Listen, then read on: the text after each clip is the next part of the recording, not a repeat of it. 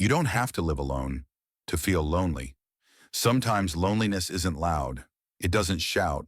It just sits quietly beside you, at the kitchen table, in the evening silence, or while folding laundry for one.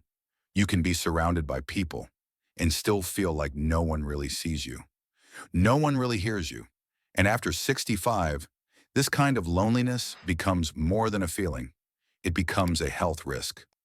Researchers now say that loneliness can be just as harmful as smoking 15 cigarettes a day, that it raises the risk of heart disease, weakens the immune system, and speeds up cognitive decline.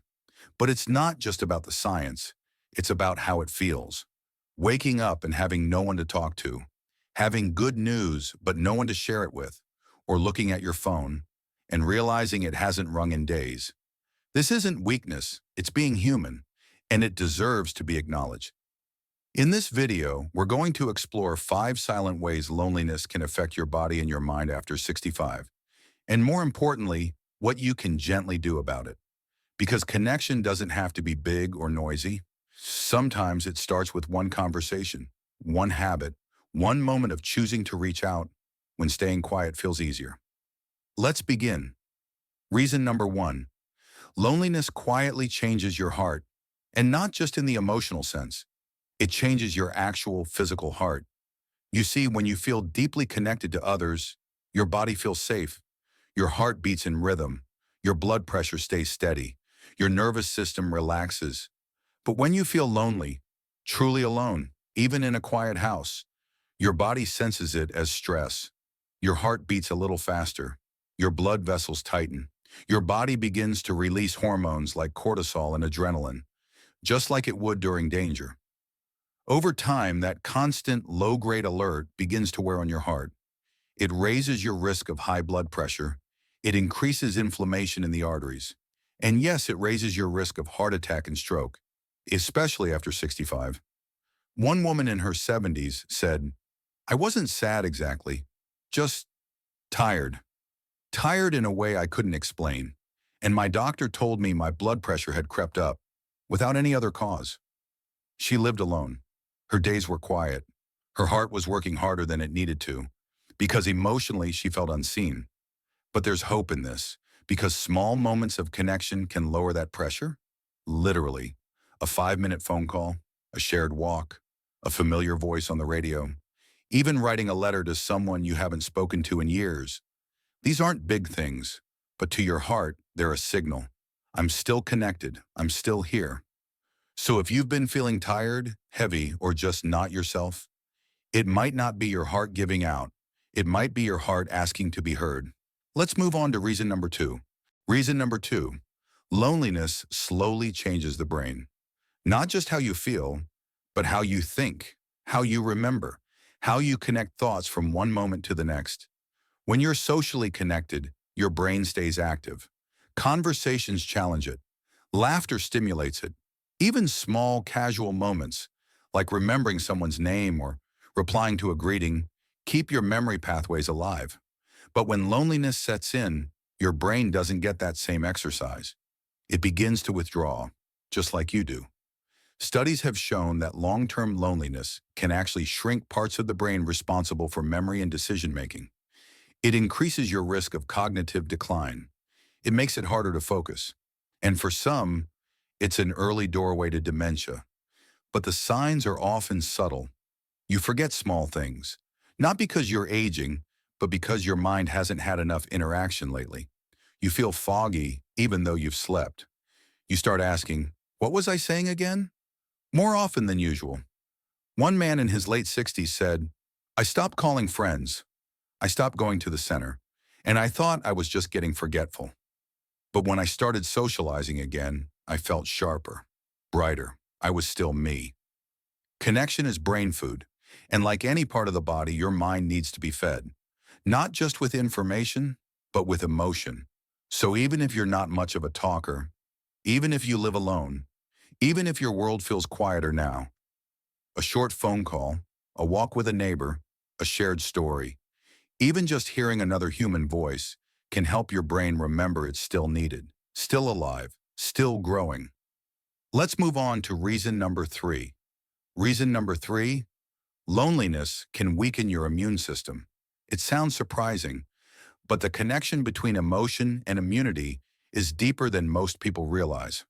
When you feel supported, connected, and seen, your body feels safe.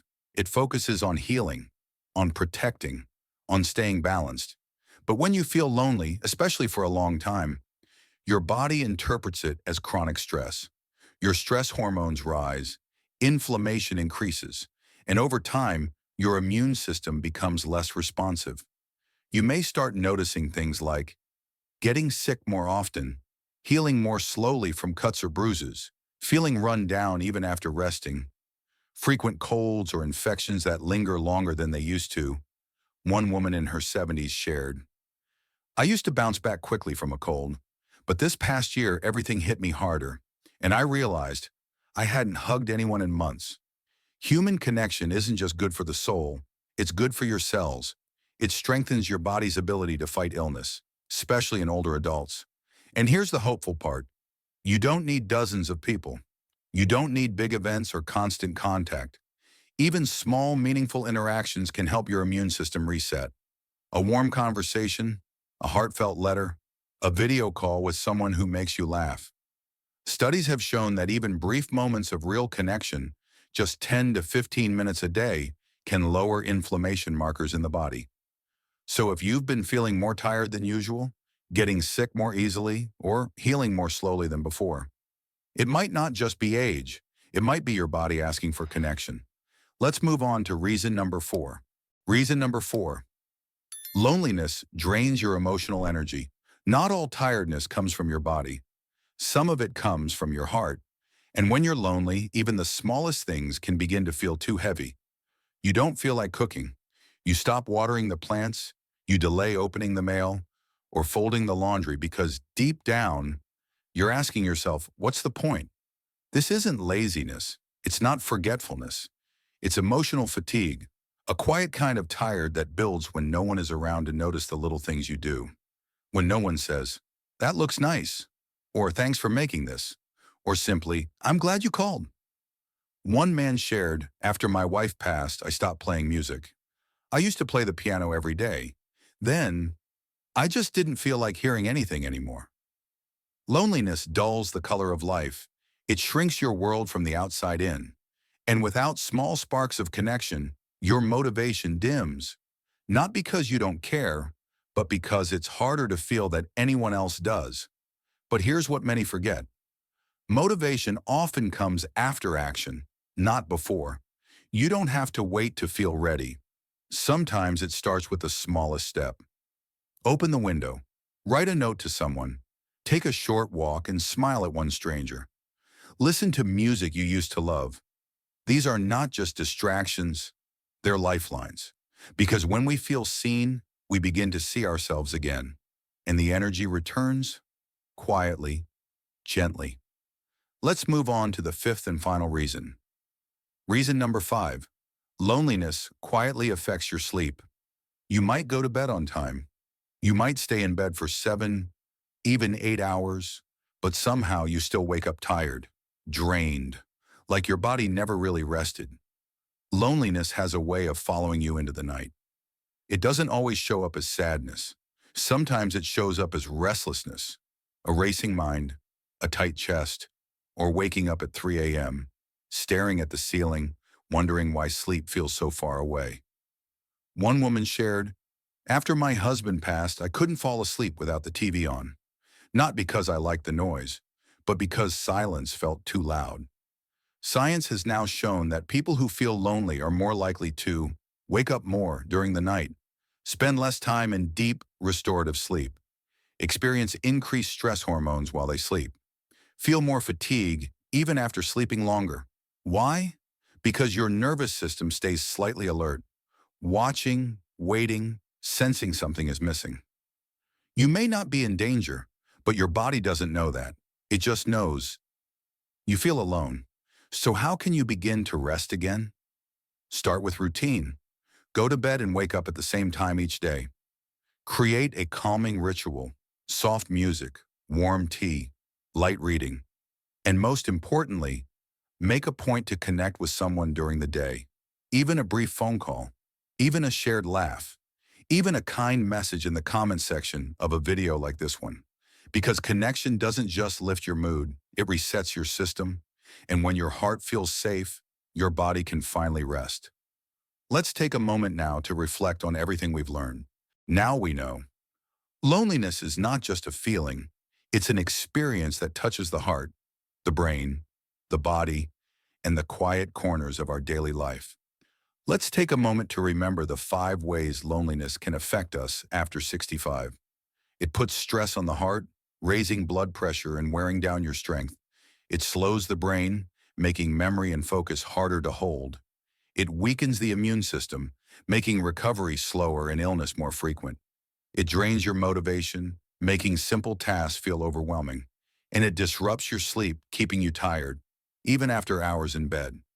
But here's what's important. Loneliness is not a weakness. It's not something to be ashamed of. It's a signal. Your mind and body asking for connection. And the answer doesn't have to be big. Start small. Call one person. Wave at a neighbor. Write a letter. Join a quiet group, even if you just sit and listen at first. Say hello in the comments below. Just one line. Because healing doesn't always begin with words. Sometimes it begins with being seen. And if this video reached you today, if it helped you feel understood, even just for a few moments, please know you are not alone. We'd love to hear from you. Are you feeling connected lately? Or have things felt quiet? How old are you? Where are you watching from? Leave a comment below. We read everyone, and your words might help someone else feel a little less invisible today. If this video brought you comfort, please consider subscribing. We share quiet, thoughtful videos each week, made with care for people who want to age gently and live meaningfully. Thank you for being here, and until next time, be gentle with yourself, and remember that even the smallest connection matters.